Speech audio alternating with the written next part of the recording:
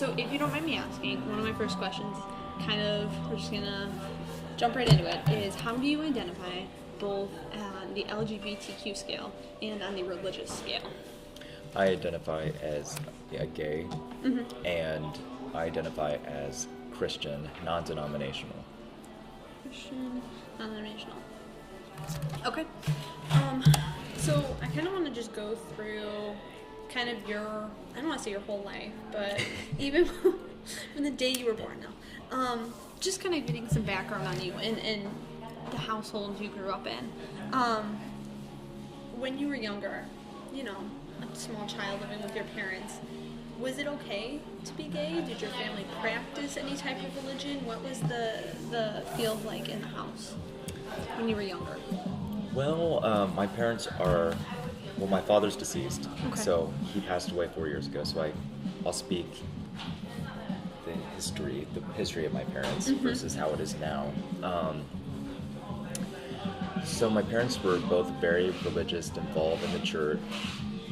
We attended a Church of Christ, which is a denomination, but the way our particular church, the single church, not the denomination as a whole, practice was it was quite non-denominational. It was very modern. It had a live band every morning, so it wasn't similar to other Church of Christ. Okay.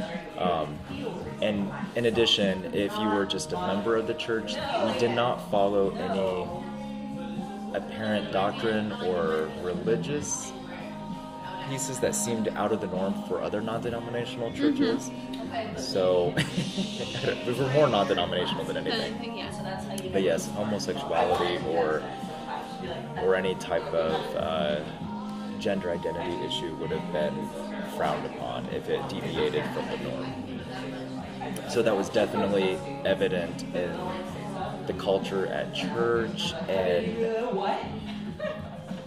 it wasn't necessarily outwardly said in the home, but it was definitely the underlying tone that it's unacceptable, that it was something that could damn you to hell, that type of thing. And there's another piece as well. There was an openly gay man in our church at one point, and he was not removed from the church or prevented from being a member necessarily, but he was prevented from being in any type of role that would represent the church in any way, so he could not be the position he was looking for. He wanted to be in the church choir, and they would not allow him to do that. So, like you said, there was no distinct, no direct saying, like, being gay is wrong.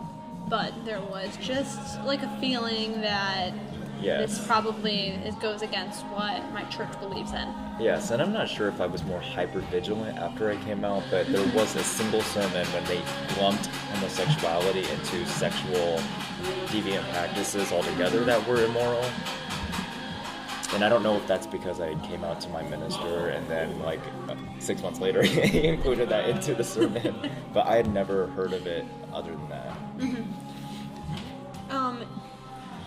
When did you start to have these feelings that Around you 10 might years be old. around 10 years old?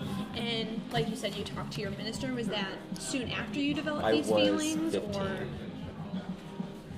And up to that point, no one knew the struggles you were going through? Exactly. Did you not come out right away for those 5 years for fear of religious reasons? Well, at that age, you really don't know what it is. And you don't know if it's normal. You don't know how to define sexuality at 10 years old either, necessarily. And that's not something I was exposed to or could, express to somebody. So for you, it's just, I don't know what I'm dealing with, so let's keep it internal until... Exactly. I don't understand it myself, much less try to explain that to somebody else, what I'm dealing with. So you came out to your minister first, you said. Is that correct, or...? Yes. I think so. You think so? And why did you go to him first? When you look to your minister, you look at it as somebody who's, non-judgmental, who's experienced a lot of different issues, and can lead you into the right direction. And if you don't mind me asking, what was some of the advice that he gave you then? concluding that conversation? Well, he ensured to let me know that it was wrong, but he was very supportive, and he encouraged me to speak to my parents about it. And then I found out that basically he knew nothing about LGBT issues, and was not that supportive. I mean, he was supportive in general, but he could not direct me in a He couldn't very clear tell way. you, okay, maybe this is what you should be Yeah, exactly. thinking. Yeah. Yeah. So then the next conversation you had, did you follow your minister's advice and have Yes. the next conversation with So your I parents? believe that night I did. Oh, Yeah. worked up the nerve right away. Yeah. Because they knew I was going to church for a reason, and I didn't tell them why. And how did that conversation go with your parents then, if you don't mind me asking? It was pretty traumatic, in the sense that my parents they were in denial. They didn't want to believe it. There's a lot of misconceptions about the gay community, so one of their first thoughts were that I was abused in my history, that somebody sexually abused me or exposed me to something inappropriate, that it was a phase that I was going through, that it was something that I would grow out of with counseling and prayer. So it did not go well. And so after you initially come out to them, what was the feeling like in the house between you and your parents? I mean, even prior to that, there was always some level of contention because I just had a lot of emotional issues that I couldn't understand because of my identity, and I felt like there wasn't any support in the home, which was inaccurate. But when you're a teenager and dealing with these things, you're not always thinking logically. So you're going through the teenage phase and coming out phase all the time. Exactly. So I was a rebellious child growing up in the home, but it wasn't something that was talked about. So it was something that was mentioned, but it was not talked about hardly at all. In those first few months that you did come out to your parents and your minister, did you also come out more publicly to friends, family, people around the church?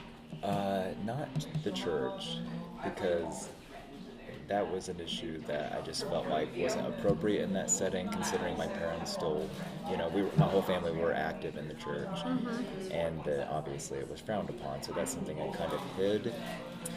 But at school, everybody knew. That's cool. Did you continue going to church? Yes. Yeah, and how did you feel? I mean, walking into church, hiding that. I think you feel. Well, I felt judged, but I knew nobody knew, or if they did, they were too kind to say anything and call me out on it. Did you feel, this might sound like a bad word, but guilty, or that you were hiding something every time, you went to mass, or? Yes, I would say yes. I felt guilty that I was a hypocrite. Why do you think you were a hypocrite? Why did I think? Yeah. Oh, because when you were taught at a young age that you're doing something that's immoral, then by default you're going to feel like you're breaking a rule. Yeah, exactly.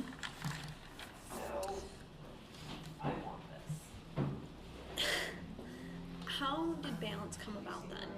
I mean, there had to come a point where you decided that guilt washed away, I'm assuming, or did that continue to persist? It's almost like you're developing two different identities that at the same time, but they're never intermingled with each other. So they were always separate. So I would have my life as a gay man on one end, and I would have my religious life on the other, and no one knew about them. They didn't mix them, yeah. They didn't mix at all.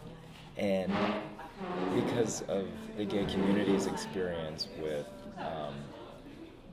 being persecuted within the religious community, I feared even to bring up my faith in that community as well. So I definitely kept them separate.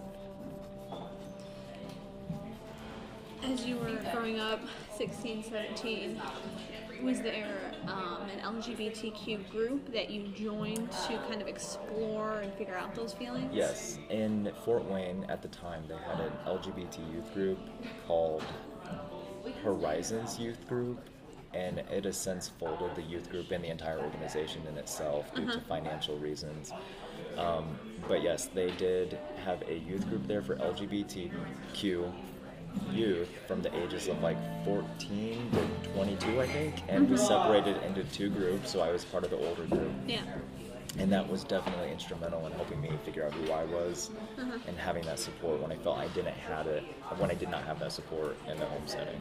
In those, it was called Horizons? Okay. In those Horizon Youth Group sessions, was there any talk of religion at all? Yeah, just like in any other youth group, there would be like a different topic every week, and some of the topics would be about religion. And I can't remember any specifics about the conversations or anything, but I knew that would have been a topic we would have discussed. You don't remember if they said, hey, it's okay to practice religions or anything? Oh yeah, they were affirming. They would say, yes, it's okay to be Christian, and there were open Christians, openly gay Christians, LGBT Christians, who also went to a church that met in that same building that the youth group was at. That was also Christian. How did your parents feel about you going to these youth groups? Were they starting to accept it a little bit more? I want to say they didn't know. They didn't know.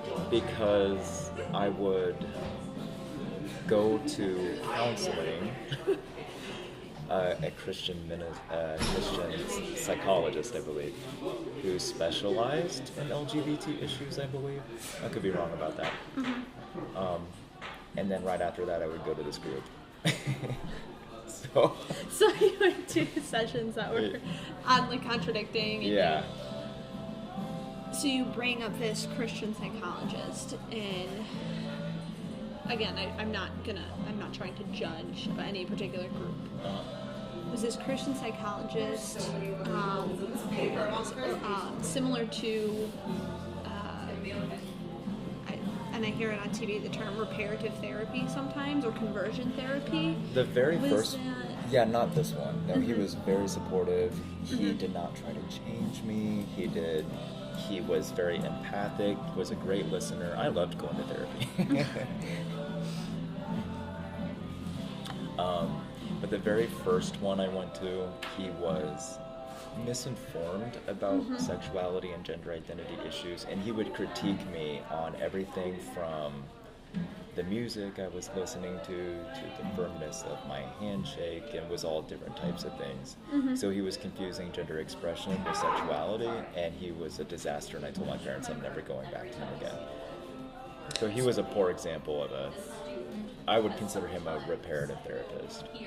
And that was the first Christian psychologist you saw, or the second? The first one. The first one. And then the second one you saw was a little more non-judgmental? Exactly. Correct? Okay. And during that time, you went and saw that first Christian psychologist, and he confused, like you said, the gender identity with sexuality. Yep. How did you feel coming out of sessions like that? I only attended one. Yeah. After that, I told my parents it wasn't a good fit, that I wasn't going to participate, and they didn't make me go back. They found me someone else. They found you someone else, and then you liked the second one better. And yes. More comfortable exploring your feelings with him? Because when you're coming out, you have a lot of confusion and anger and a lot of emotions you can't necessarily explain. So he helped definitely with that, with my anger issues, with my relationships, and that all needed to be addressed as well. How long did you go and see him? A year. A year? And that was when you were what age? 17, 18. So now you're in college. Do you mind me asking, sophomore, freshman, junior, what age? Like what are you in college? Oh, I'm 27. 27.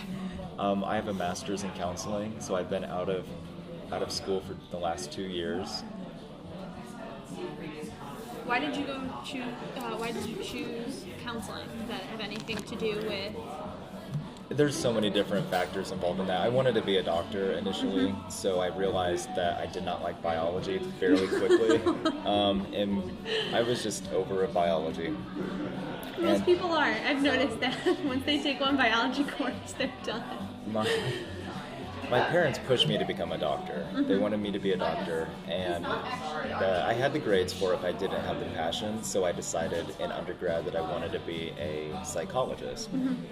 Instead, I was just really interested in psychology and the whole human services type aspect of it.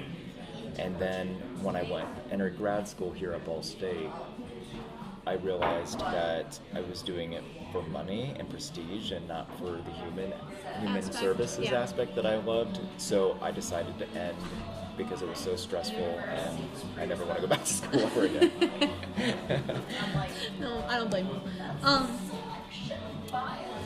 Do you use that degree at all now? Yes, I'm a therapist at the Youth Opportunity Center. Is that in Muncie? Yep, it's on Kilgore. Trudy, and are you working with youth that are struggling with the same feelings that you went through, or? Occasionally, yes, Yeah. but they're basically incarcerated youth who've been typically who have suffered some type of traumatic experience which has impacted their ability to regulate their emotions and to control their behaviors. So if we rewind just a little bit and go back to college, and you went here to Ball State, you said? Well, I went to Indiana University, Purdue University in Fort Wayne, so IPFW, for 4 years. And so I have a bachelor's in psychology. Uh-huh. And then you came to Ball State for your master's? Exactly. Okay. 4 years ago. When you were at IPFW then, were there any college groups that you joined or became a part of that either religious or LGBTQ related? Yes. IPFW had a group at the time called the Equal Rights Education Network. So EREN, E-R-E-N. Uh-huh. And the group at the time I felt was more of it was just disorganized, to say the least. There were a lot of practices within the group that I didn't agree with. For example, it was supposed to be a student organization, yet it was primarily being facilitated by community members, which I found to be odd and unethical according to the standards set by the university. So a year later, I took it over. Oh, you took that group over? And why did you decide to take it over? Just because you saw that disorganization and said, let's fix this? It was catering to the wrong population. It was catering to the larger community. It lacked focus on the students, and it wasn't addressing the student population needs. What changes did you make to that group then? How did you get them organized? We decided to have a weekly meeting. It turned into more of a social group / informational group where you can process with other individuals who are like-minded in a supportive environment and be able to learn about the community and learn how to become involved on the college campus, how to keep yourself safe on the college campus, what kind of resources were involved. So it was more of a support group for those students. And during this time, did you find a church that you were able to go to?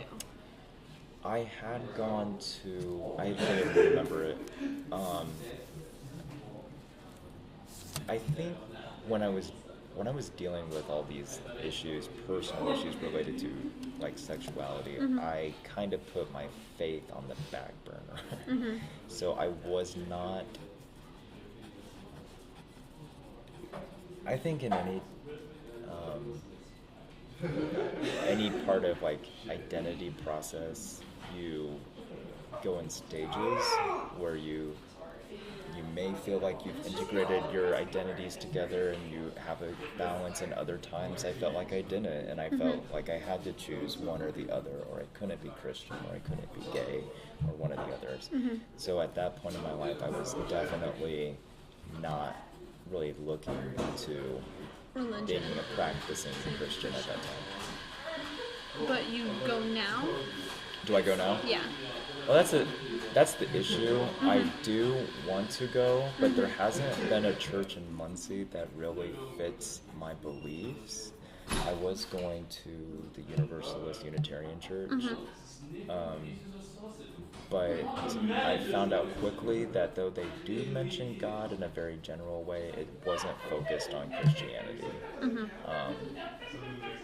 so I did go for a while just to see if I could be more spiritual, and that didn't work for me.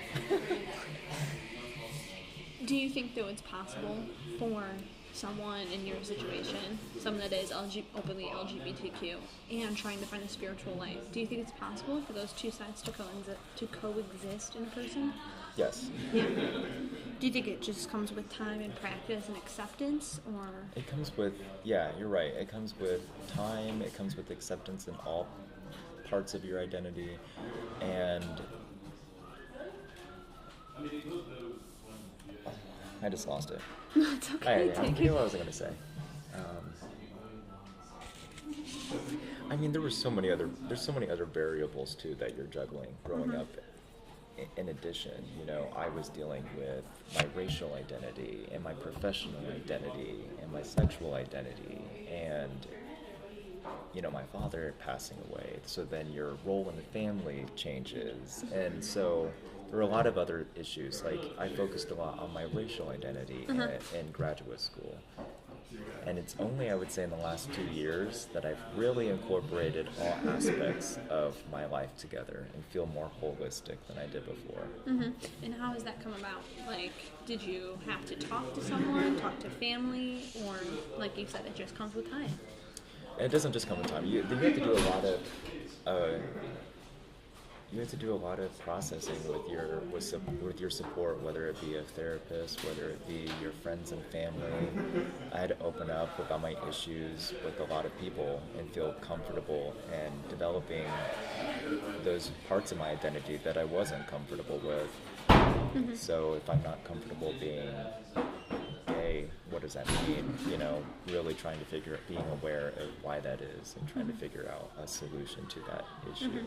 But as you said now, you are kind of searching for some way to balance those two sides, the spirituality and the LGBTQ side, but you haven't been able to find a church that fits that. Are you going to keep looking, or is it something you think will maybe move to a different area and try? I'm moving. Oh. Yeah, my goal is to move to the Fishers area, and they have an LGBT. It's SH. Oh, I'm sorry. Yeah, it's all right. I was like, I don't want you to misspell it in your report. I would always look it up. I double check all my facts, because I know I'm a terrible speller. Oh, okay. I'm a terrible speller. Spell check is my best friend. So usually when I'm done here, I go type up all my notes, and spell check will tell me these are all the 57 words you spelled wrong in that interview. So. Okay. But sorry, go right ahead.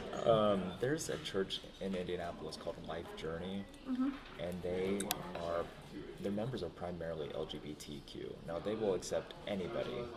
There's a lot of gay affirming individuals that go, a lot of racial minorities that go there as well. So it's a very mixed crowd. And that's the church that I would like to go to. Do they carry that Christian? Oh, yes.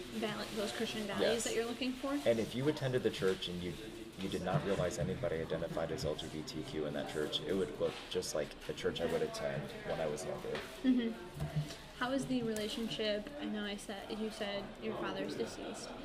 How is the relationship with your mother then? My mother's more open about it, but that definitely took time for her, because just as somebody dealing with their identity issues and their roles in their family, the family members have to adjust to those changes as well.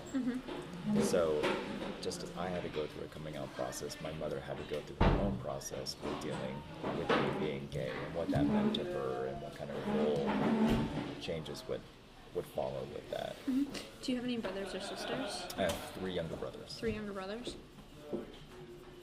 And how did they take this whole process? Did you come out to them when you were younger too, or did you kind of shelter them from that? The whole family knew, but it wasn't something that was discussed with them. Now, as adults, my youngest brother's 22 now. No, wait, he will be 22 in December. So in a month, he'll be 22. So we're all very open. They ask about my relationships. They ask about my friends, they're very accepting. But like your mother, it took them time to. With my brothers, Yeah. not as much time, Not as I would much say. time. With my mother, it definitely was. It took longer. And one final question here is, what advice do you have for someone that is seeking to lead a spiritual life and an LGBTQ life at the same time? Do you have any advice for someone that's younger that, you could have told yourself 7 years ago, hey, this is what you need to do or not do? I mean, I could only speak about my own relationship with God and Jesus Christ, but the whole idea of, for me, with Christianity is you have a relationship with God, and you need to be secure in your relationship and where you feel God is leading you, and that transcends any type of religious institution. It's how you feel. I could be a quote-unquote practicing Christian, attend church and be involved, yet not have a relationship with God. And a lot of people are misinformed about the LGBT community, and they associate that identity with all sexual practices. Well, there are several LGBT folk who choose not to practice in any sexual behavior because in their belief it is wrong. And even though they have an identity, that doesn't mean you have to. I can identify because that's how I feel, but that doesn't mean I have to behave in a certain way. That's which that community is associated with. You said a little bit about misinformation in the religious community. Where do you think that misinformation comes from?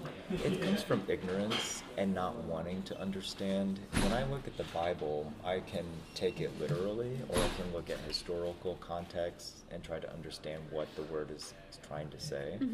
There are many modern day issues that aren't addressed in the Bible. So, for example, if you talk about LGBTQ issues as a sexual deviant issue, and then that's it, then you're missing out all the other aspects of what it means to be LGBTQ. I mean, what do we do about transgender issues? What do we do about so that's my position on it at present. For religions, and you kind of briefly touched on it when you answered this last question, why do you think for religions this is such a hot button topic, such a controversial topic for them? I think it's because the religious community sees this as a blatant act of defiance against God's word. And for them, that's just anything that's a defiance against God is naturally wrong. Exactly. So I don't think this is any different than abortion or any other hot topic issue that would be considered largely by the religious community as immoral. Well, that's all I got. I mean, thank you for being so open and honest with me. I know it takes some nerves to open yourself up like that and answer some of these questions, so I really appreciate it. Yeah, I hope you do well in your paper. I hope so.